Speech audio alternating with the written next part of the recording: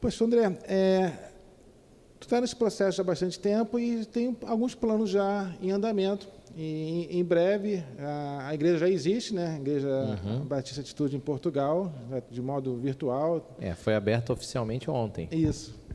A gente conseguiu finalmente o registro nacional reconhecer a igreja. Então, hoje ela já é uma firma existente em Portugal, né? E o senhor vai chegar no território... Eu sou presidente da igreja sem nunca ter botado o pé em Portugal. São coisas da tecnologia, né? Fizemos tudo à distância. Hoje, uma vez até o pastor Josué falou, né, que a tecnologia é para alcançar o evangelho de todo mundo. Onde tu não tinha acesso, vai ter acesso de alguma forma. Então, se o diabo usou isso aqui para distrair, Deus reverte para a glória dele. Para a glória dele, exatamente. E tu vai chegar na Europa, que é um país que tem esfriado ano a ano, né? É um continente, né? O continente europeu, ele já foi berço de vários movimentos cristãos. Sim. E é um cenário totalmente adverso, né? O Brasil está numa crescente e chega na Europa num cenário de esfriamento. O que você traçou de estratégia para ganhar Portugal e a Europa para Cristo? O Senhor, quando me enviou em 2020, ele falou ao meu coração que eu devia ir para lá, né? Uma das coisas que confirmou o meu chamado foi uma indignação no meu coração, porque as próprias agências missionárias se esqueceram da Europa, né? É muito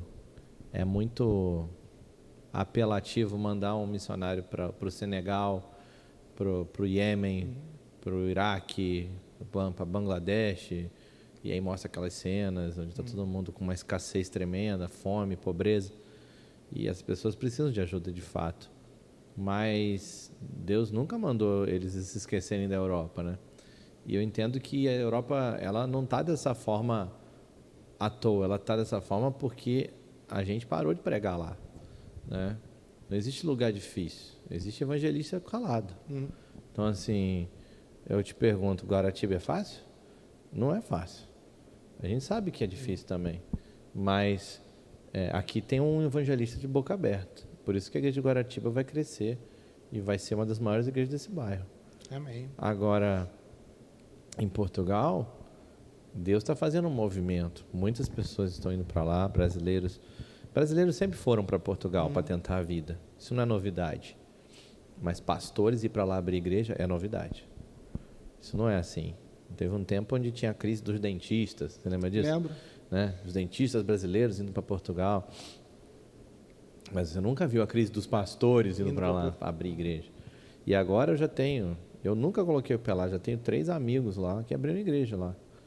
E eu louvo a Deus por isso, porque é um país que vive um deserto espiritual, né? Impressionante. Só que assim, quando você está num lugar desértico, qualquer aguinha que você joga vai nascer, né? Porque é aquela coisa, as pessoas estão com muita sede. Elas não sabem que estão, mas quando você demonstra água viva para eles, eles não vão querer outra coisa. Então, eu creio no poder do Evangelho. Então, quando você fala de estratégia, a minha estratégia é abrir minha boca, é pregar o Evangelho. Não tem muita diferença. Então, assim, você vai trabalhar com estudantes, eu não creio nessas coisas. Acho que os ministérios têm o seu lugar, mas o Evangelho, o apóstolo Paulo, escrevendo aos Coríntios, né, ele disse para eles: olha, quando eu cheguei até vocês, não cheguei com palavras de sabedoria humana, mas pelo contrário, né, apresentei a Cristo e o Cristo crucificado, para que assim o poder do Espírito fosse ressaltado. Por que o apóstolo Paulo faz aquilo? O apóstolo Paulo chega em Corinto em Atos 18. Em Atos 17, ele estava em Atenas. E em Atenas ele faz um discurso eloquente, cheio de sabedoria, e ninguém se converte em Atenas. Quando ele chega em Corinto, ele decide então mudar o approach dele. Assim, não é com discurso eloquente que eu vou levar as pessoas a Jesus, mas com demonstração do poder do Espírito. Então, por mais ateu que você seja, por mais secular que você seja, por mais agnóstico, por mais assim, religioso, nem esquenta para aquele assunto, quando você vê o poder do Espírito Santo agindo, é inegável, né? Quem que vai negar, quem que vai deixar de glorificar a Deus? Ver um paralítico andar, um cego ver, né? Uma coluna torta se consertar, um braço travado destravar. Então, assim, isso tudo são coisas que, assim, você acha que vai acontecer? Não, eu tenho certeza que vai acontecer. Por quê? Porque o Espírito Santo, a Bíblia diz assim, esses sinais seguirão os que crerem. Ele não diz seguirão os que vão se converter, seguirão os que crerem, somos nós. Então a gente está proclamando, porque a gente crê. O ide de Jesus vem um pouquinho antes desse versículo, né, em Marcos 16. Então quando Jesus diz o ide, ele fala, ide por todo mundo e pregai o evangelho.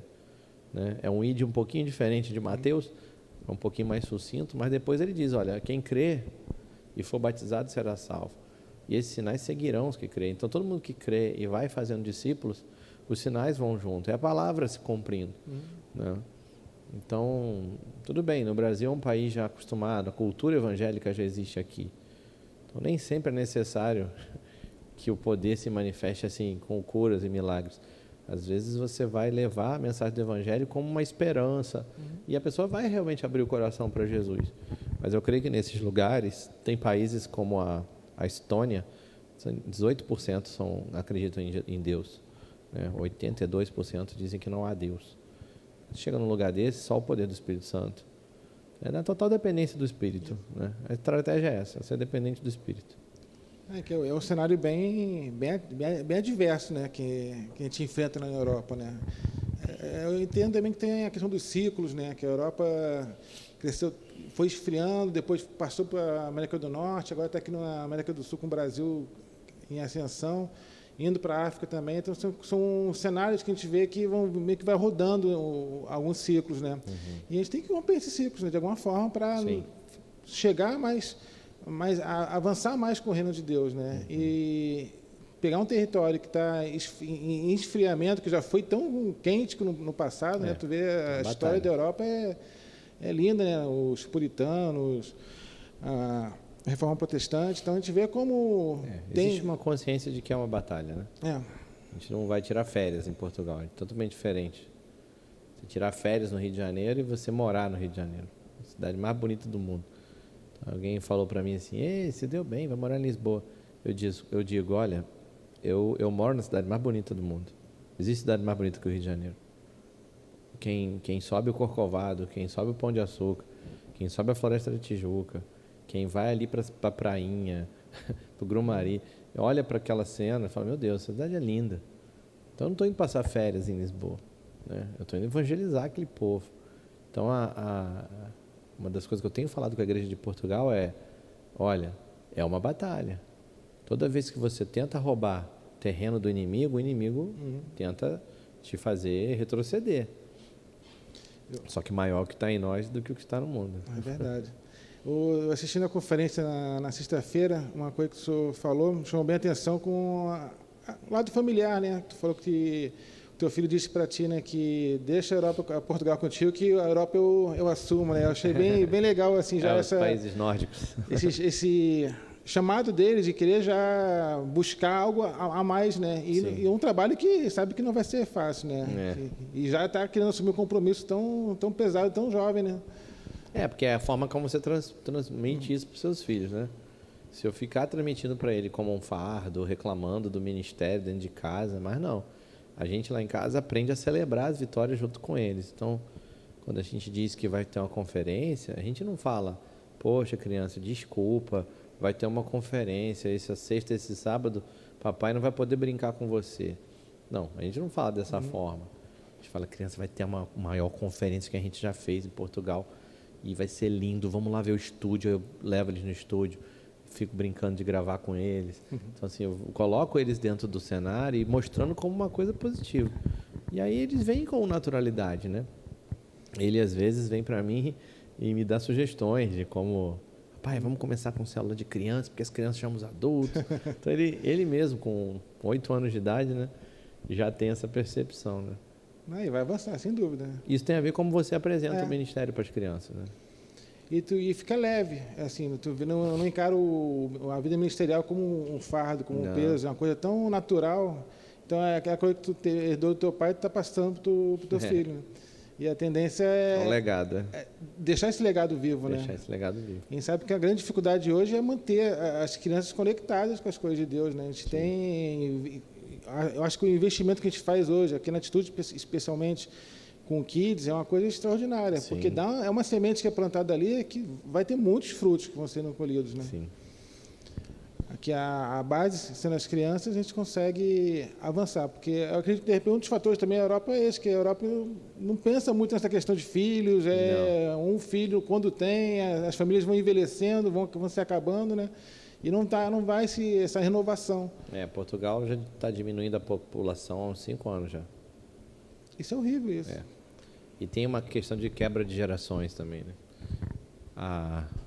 A profecia do derramado Espírito em Malaquias capítulo 4 diz: ele converterá o coração dos pais aos filhos e o coração dos filhos aos pais.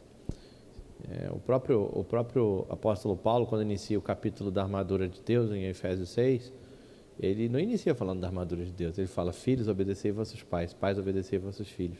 Então, o que tem a ver filho obedecer pai, pai obedecer filho com a armadura de Deus? Porque logo depois ele fala da armadura, né? Uhum.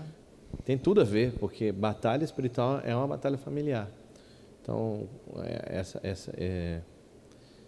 essa ação que Isaías 58 fala, né, do verdadeiro jejum, quando ele fala: o verdadeiro jejum é desatar o jugo, tirar a corda do opressor, do oprimido, né? Então, assim, quando ele fala isso, é aquela coisa, você vê as pessoas oprimidas com o jugo em cima de si. Por quê? Porque as famílias estão quebradas. Essa geração não conversa com essa, que não, muito menos a que está no... Portugal é recordista mundial em casas de asilo, assim, para idosos, né? Os idosos são esquecidos lá. E a gente quer trabalhar para restaurar famílias, né? De transformar casas em lares, né? De verdade, né?